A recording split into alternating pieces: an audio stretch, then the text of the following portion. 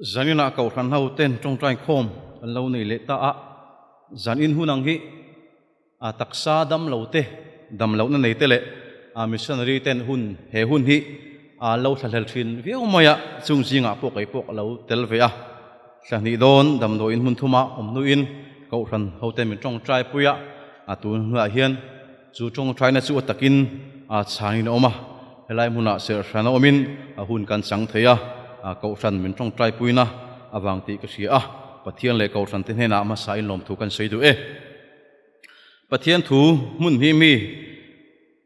longai thaila rom phua mi ten hena tir ko pole le khathon bung som pani chang thum le korin phua mi ten hena tir ko pole le khathon pakhat na bung khat chang som pariat ikan ngai thak chun som don nia pathian thu ilongai thang u rom phua mi ten hena tir ko pole le khathon bung som pani chang thum pathianin min pe khongaina wang hian in zinga tuma in ngai lu to kal liama in ngai lu lovin pathianin mitin hena rin to ka pe kang zelin fel taka ngai tua jok turin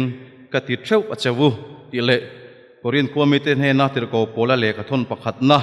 bung ka chang som pariat cross thu chu boral mek tan chuan atna ani sia keini chandam mek ka tan ero chuan pathian thil ti theina ani zoke athu kan siarte lalpan kan zatan malmin som saro se kun top lama atong china anei tumila thange zana pathian thu kan ngai to hawtana kan than tila ka thang se khop maya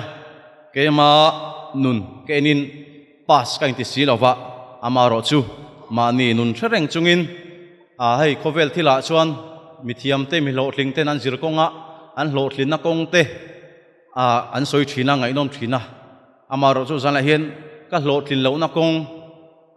lo thlin tura kong ka kal mek na chan chin te poni ange mani in mertel chungin ngai hlutur dik ti mangin pathian thu ngai thaila thange mizote chawlo poni ang thil ngai hlu chi thil da poi mo chi kan om tu kanga keini kau thana po hian zirna wanga kan hlotlin na te mo e zonna kan hlotlin na thi mo thil poi mo kanuna om thowa chung thil ta chu kan ngai lua abo kan hlawa thingrem ma te mo almera te mo kan da tha then chuan kan in chung khoi lai tarmoya mun rem chang walau de wa te kan an tarmoi thina kan pip kan pu te po khan khang an thil ngai lu zong ka chu thul monga mong taka an lo da thina ni abo wan hlawa siatan hlawa jeng chuan an lo rau em thin maya eng wang nge an tan khana kha thil ka luwa kan nu lep kan pa te kan fanu kan fa pa boral ta te thil kha ni kan te then chu kan ta tha then chu kan ta na tangkai to mi lo engamo palom takin emo thuta ti in kanin chung khur te poi han enila kan mang tangkai ai kan mang tangkai lo takin tia kan da that hi atam viau mai theini chung ko te in chung jim deu point store room emo kan nei sam thina chu kan la man le du takin tin da that khom nan te kan mang thina kan tan khan aluta wang han kan rawani chulaya chuan pakhat na chuan rongbol na ti ka soidu ni mizoram chunga po hian ai ko sang keini presbyterian chino chau ni lo ko san po sang tam tak kan oma chulaya chuan hei thiam na sang zela amuna vakal kher lo po in social media mangin hei tulai nga chuan internet khopuya kanom tu tv atangin sapram te man chang kang jok le mun then kathai khomate po kan lo thlir thaya chutia anga ka thil mu zinga ka ngai hlut rongbol na chon missionary te hini missionary te rongbol hei ro pui ka tia hei ko ran te po in missionary chomate kan neya te mi mal te po in ko ran mai chia pawalai pol te le ke gp te po in yang missionary ip te kan neya kan thuna ko thana te po kan thelu ruya missionary tam tak kan tir chuk me kani keini ko ran te po in ama ero chu missionary kal tur chuan tu tenge kalang kan then omnu kan then om pa te fak ha missionary a kal turin kan du em missionary ang kalawang khan a then chuan kan fa te ka chan tura kan da mai thina helai te hi ma lai kan suk hle kha kan thla ka hun toin ka sia a then chu ma mi ma kal lo mai ro a i kal chuan a ring lo mi te nan lo ti hlum mai ang che en lo pon i kal chuan i kal lui chuan kan tui tharang che ti te po in nu le pa te kan tun ma ka chuan kan ti thin missionary te rong bol nei ro pui zia kan theu ani ip te po kan thelu tha viau mai thei ama ro chu kan tu te kan fa te kal na tan hian kan da ve nga em ke tripi a chon ei purin zolen an hian a shoi tu kan ya ko thana thu thil tu a kan oma ke tripi vela nga chon a thalai pui te tan thu kan soi hema ko thana a hun te kan chang khata zai ni chu ko than nu le pa te pual deuh te pon ani ma na le chu tiang song te po chon kan ru le wi ka la thang e kan missionary te tan pon kan tong trai thil ni in rini zan na te hian ko than ho tong trai na te hian lo ngai a lo thak hlel tur zia ka ngai tu thina a then chu a sur sa nuaya motor lir thai pon thleng pha lo na te long ten ke ten an kalani krista chan chin tha ami ten an hriat lo an lawa ti khan no pangte te pon isela nu le pa te chung kwa ko than te kal san khan ang kalawan ro pui em chung si nga chon he ka fanu hi he ka fa pa hi kal ve se ti in kal lo suang to ve to nga em kan ko thana pu hian ba ma tam tak le khathiam tam tak an omani ani chu doctor emo a helam pangi zir sela ti in eng amon zir thaina tur pon thei top kan chu sum le pai po kan seng tre lo amaro chu he missionary kong zo tur hian he ka fanu he ka fa pa hi chu ting chuan kan lo da to nga em he kan ko thana tang po hian missionary aming lam thei chom pasari vel kan omani kan la thaniam lo hle ko than sang chuang om tua chuan tin pastor na te po hi ni kan ko thana hian pathian tu zir khi kan la thaniam lo hle pokani chu tiang tur chom missionary te pastor na zir thei tur helam panga imbo sei thala ya poin kan omang to lo pastor ngai kha kan nei hnung ber le kan nei ma sak ber khani poka kang nu a phei chom pathian thu bd khatiang zirang ha kanom to lo ni he kai thala ya chon nai cts certificate of theology zir kan branch committee chu kan oma amaro chu a pastoral line te missionary line te ni chi lawa pathian tu certificate ni na khan ni maya khang zir pe po kanom to mang lo ni chong rong bol na tan hian kan tu ka le kan fa thei kan bu sem he khovela amiro puite nom sak ziate na sang thoan chutiang nu le pa ni te kan lo chang mai thei kan tu le fa te kha missionary tu ri kan lo suang to venga em ka then nu ka then pa fa so fela ni sa chuak sela ani so in me da wang kan tirungot nge ka fanu hi ka fa pa hi kal ve se ti in kan lo suang to wa nga em chuwang chon kan missionary te hi kan ngai lu ta van nga em kan missionary te rong bol na te kan pastor te rong bol na te kan ngai lu lo chuan a chuak kan tlem tel telanga hemi ko nga hian ko thanin sum le pai te po kan suna te po in the chuak ma sela akal tur hi kan lo om lo kan om to lo mai ti lo omani ai chon enga mo jok thil dang jok a hian kan chuak nga sal to gwang ti hi lo om chuwang chon kan missionary te rong bol nei ingai luang u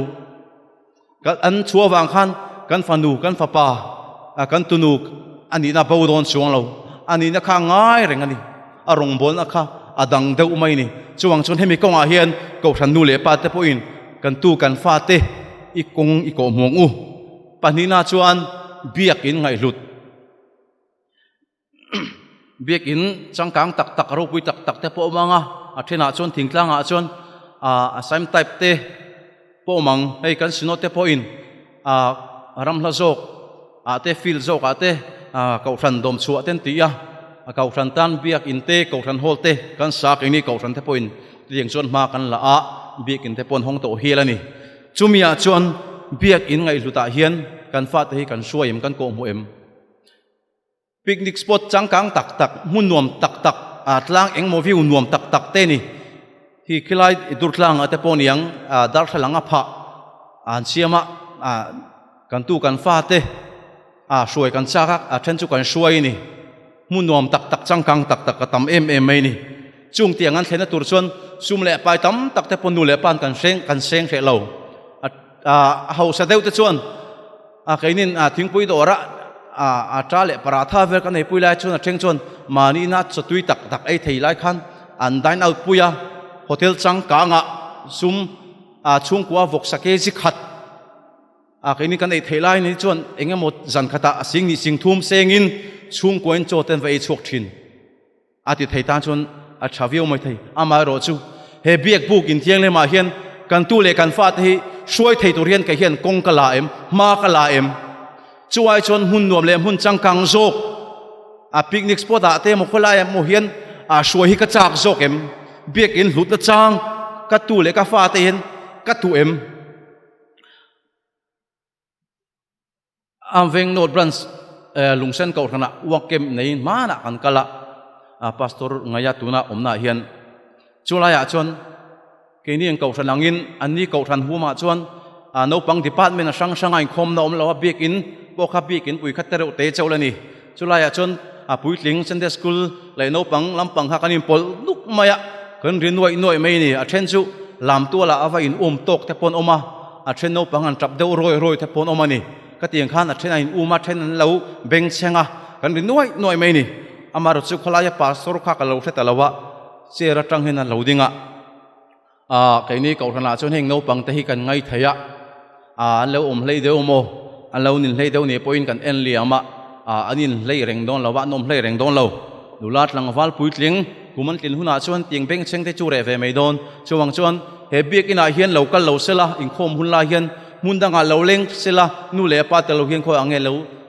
anh ôm anh lâu chắc sual thấy nè liệt thấy thế point này mà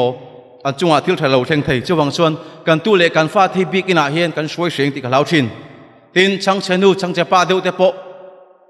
cần tu lệ cần pha thì biết cái nào suy ý sẽ là vang u cho tiếng bốc in nu thế pon cần nung ami mi pha thế khăn lâu lấy đâu anh mấy thầy lâu vào mel rum vak là vang u cho bằng xuân chẳng chia point he biết bốc in thiêng là mai lâu khen rõ se he lại làm tua giải na làm thế po gặp tuần ma cùng hi khata chon helaya ka nga te ron tlan lut aron tlan chawa he lama te ron kal kual thin amar choi kum hi kum thuma lema helai lam tu la pangai ta ken lam mai ni acha ma ka chonu le pa te nam va suai let le thina ti khan an lo zakani amar ro chu an lo thang lian set seta bi ken om dar an lo ri a tuna chon helai mula lam tu la moi takin puitling rol in lam thiam to chu wangin ka lo chang chhe deu ni po in ka bulami te ka ma mi te mít mấy khai veng là vàng u, cho tin nhiệt chỉ chuan, cần tu cần phát thì biết cái nào cần soi lem chuan, anh lâu pui kính tel langa, biết cái ngày nát na, biết cái ngày lúc này bao tel lang, cho vàng chuan cả lâu chẳng sẽ đâu, anh lâu trả bel đâu nhỉ poin, biết cái này chụt pui cái tang u, lâu trả pin, anh lâu nuôi học khóc mấy rồi sẽ biết cái nào hiền,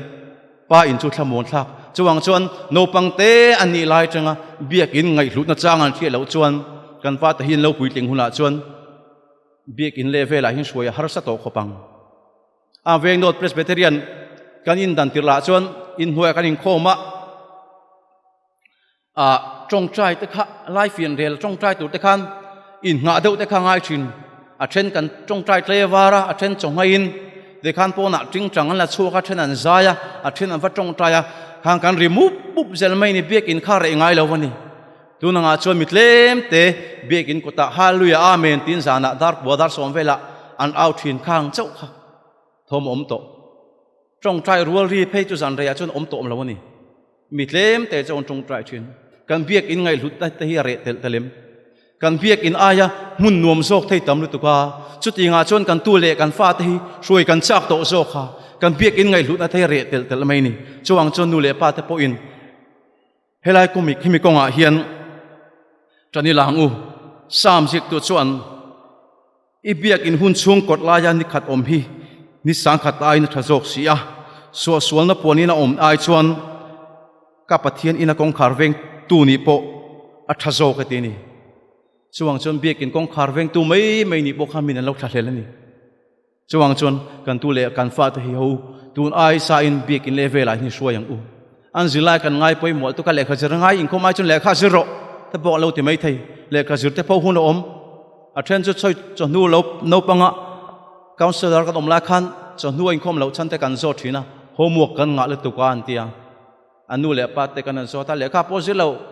engma po ti pun ka selo ten ti mai chuang chun kan nul an nul ka I nul le pa te shilo po kan fa te po hian in khom lo te lo tlan bo fowa chualam engi mo mangin dikhan le khom lo thini chuang chun ka tunu te ka fa pa te bikin an omem anin khom ngai im ti te po hi I chi kang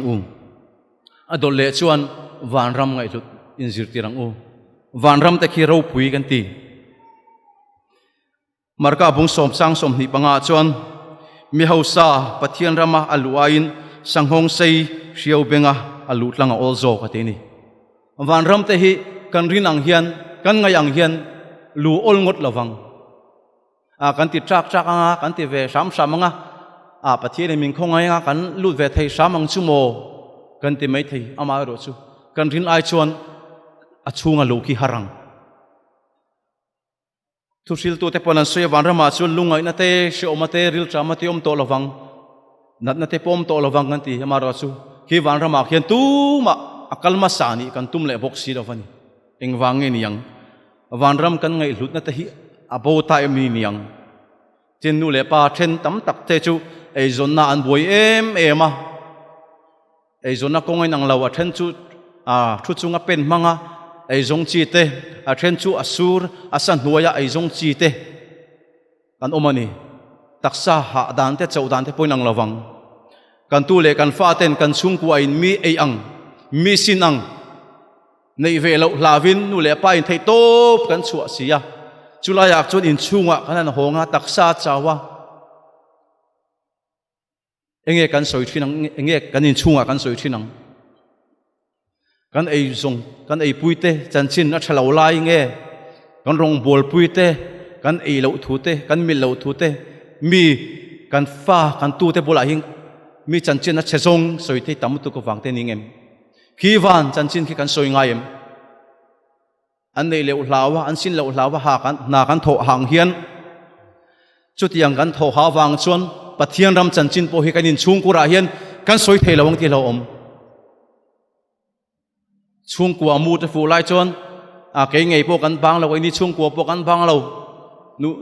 nu pa kan in ti fu fa te ne na kan lim chuan chung in khom man te nuam ama ro chu nu pa kan hau to chuan tu mo zok zok in man tum lo fa te mang turin kan tur mai ni in ni vem ke ni chu kan ni sin nu pa kan in bau to chuan tu zok zok mai man kan tum lo wa kan fa te mang turin kan tur mai chulaya chuan kei nu beremo kei pa ber hian nu pa kan loin hau deuh ani po in chungin kom mang tu ain chang lo tu mang chu chuan ne na changang van ram khia wana chu om lo ti hi kan fa te hian lan ti rang he kan in chung po hi van ram chang thei ni ti siang rong bol tu ni si mal in chunga rong bon na lang si lo van ram nom zia so aya chumi ram chu nuam chumi mun chu nuam ti lir mai fa te zinga soi kan chingem van ram nom zia poi then kan tu lef kan fa te chon an suang tua thiam to lawang ngati mo aya mun nuam zok kan ma tv ya phone mangin kan en puya chan chin te kan soi thei khi van chan chin khi kan tu le kan fa te bola hin kan soi nga em nge kan then om nu kan ei lo zia te kan then om pa te kan ei lo zia te kan soi mai zok chuang chuan nang le kein van ram lu zia pathian ram chanchin kan silo chuan tunge hril chuang chuan zaina nu le pa lo kal khom te hian kan tu le kan fa te kan in chung kura hian mi ta chanchin a chezon ngot ni lo khi van chanchin khi kan in chunga isoyang adot le chuan ngai lut tur dik chu isuani ama salama khan kan thil ngai lut zong te kan soya kan thil ngai lut zong te chu pile pute chon thul mong an da thina tuna nga chuan kan thing rema abo kan lawa steel almera te soke sa te then chuan kan sitting room hun lang sara te mi ten an mulovang aro pui sia ti in mulo te kan lau thin pathian ngai hlu tu te chuan pathian a hlut da an ria an mu mi ten a mu ve lo ka thian nu ka thian pa ten an mu ve lo an lawa an tlang au pui thin pathian ngai lut na chang sia pathian ngai lu chuan pathian chan chin puang thina pathian ta na kut abenga a ke pen thin an da tha ve dei ngai lo chuwang chuan pathian kan ngai lut na chu kan upa te hian lang se ka ti kan upa te hi ingai sang ang u ingai luang u thun soi ri thei e mei amo upa ve si ka ngai na zong ani lo ka ei zong ani lo kan ti em pathian ruat ani kan upa te pathian in mang ani ti hi isa thar leng u Jacob abunga chang sompalia chuan in zinga dam lawan omem kau ran upa kau ti sela anin lalpa minga siak noin achunga tong trai ro seti kan then om nu kan then om pa adam lova kan valenga hemi dam doi he ti ru chumi doctor chu pan ru chumi dam doi na chuan kal ru anti dam doi tha te me zo chuan kan sia nia doctorin mithiam ten akumakum asum tam tak senga anzir chua chupu online du khop lawa specialist di thei tora an zir le line thenom nu thenom pan dam lawa chumi lampang choi vero ka ngai lituk ingai ve nge ngai gan an tia ka tiang deuh khan mi zo te pe chu thil in hlan chhong chi kan ni le nga la chong chuan kan upa te ingai lung u ka ti na zona chuan a then chuan kan fa te kuman thlinin kum khatna te an birthday te kan loma mani lama te kau than hola te le mundanga te kan loma sta chuan kan upa te hun ser mang turin kan som thin awan ro puye ma hlu ka ti amar chu ai chuan chu tiang pokar hlu kan in chunga hian mi te ti thei ve mi lo pom tam ta ko mang a then chu kan fa te sualna wangin kan lunga ya kan trapani kan in chung kura chana rom kan zolai thian kan upa te hi kan in chung kura tong trai tur te in so mang umiang kan fate birthday lom na hun ser chau som lo hian kan dat na kan to thini so mang umiang a then chu kan dam lo kan boya engma kan ngai to lo dam doina arang kan tlan chungai te po om tho om bo thin amaro chu Jacob abunga chang so palina chuan in zinga dam lo an omem upa kau terula ani chun siang hoi sela tong trai ro seti kepo kadam lo lai khan he thu hian min deng na khop maya ZMC kom lai khan kan kau than secretary hi akabi akhong in kan bial tu upa kha atong trai turin min lo ngen sak thengem ka tia ke ma ka chon ka pa se ve dewa upa bial lina bial tu upa chung nungan phone gal tlangin meron bia kana kha adam pha chung lo amaro chu he ta ka thilung adamani ka tini pathianin he ka taksa dam na ringot thimin thilo chatuana thi theilo tur chu he kan thlarau nun hi ni chuwang chon nang le kai hian he kan thi una hian kalna tur kong ni che kan nei van ram le shem hun ani chu mi kong a chon a khoi mo zok zok ai mo hian kan la kal don ka tu ka fanu ka fapa ten la kal don kanu le pai ten la kal don chu ta chon enge kan chung ko hian kan ngai hlut kong a chon kan kal don kan ti kher te ang mi ten nei ang kan nei ve lo kan hlo lu tu ko wangin nu le pa thei to pan chu a sum le pai mangin zirna sang jok te po kan zo thei nan ma min lak wi thalai te po an ni pathian heleya ronga bol lai mi ten an ngai hlua an zui sup mai ni chulaya chon mi ten amal som nan tonga isua zui tu zong te ka mangai sang tu mangai hlu tu ni mi lo a then chu ma en thlatu te ati dik lo changa ma lo thlir tu te le ka ziak tu le frisai te mi tam takan ni amal som nan dong an lo mani tro